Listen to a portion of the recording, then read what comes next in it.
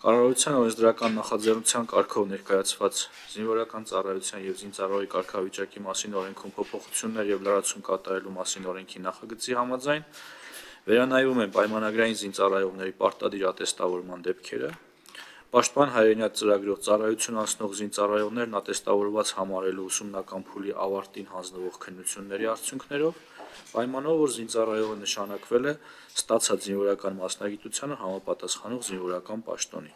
իսկ Հայաստանի Հանրապետության ռազմաուսումնական հաստատություններ ավարտած և համապատասխան սպայական պաշտոնի նշանակված զինծառայողներն ատեստավորված են համարվելու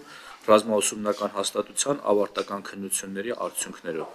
երկու դեպքում էլ հավելավճարը հաշվարկվելու է պաշտոնի նշանակելու օրվանից։ Ներկայումս պաշտպան հայրենիաց ծրագրով 4000-ից ավելի պարտադիր զինծառայողներ անցել են պայմանագրային զինվորական ծառայության և հոսքն ավելացնում են միտում ունի, որի կապակցությամբ առաջարկվում է պաշտպան հայրենիաց ծրագրով հնգամյա առաջին պայմանագրի ժամկետը լրանալուց հետո 2 կամ 5 տարով հերթական պայմանագիր կնքող զինծառայողների համար ևս նախատեսել պայմանագրի ժամկետի ավարտից հետո պատվովճար ստանալու հնարավորություն, 2 տարվա դեպքում 1,5 միլիոն, 5 տարվա դեպքում 5 միլիոն դրամ։ Առաջարկվող կարգավորման նպատակն է լրացուցիչ նյութական մոտիվացիա ստեղծել հիմնականում 24-25 տարեկան զինծառայողների համար շարունակելու պայմանագրային զինվորական ծառայությունը, նրանց դիտարկելով որպես արհեստավարժ զինված ուժեր ունենալու կառավարության տեսլականի հիմնական կրողներ, որոնց փաստացի աշխատանքային գործունեությունը կապվում է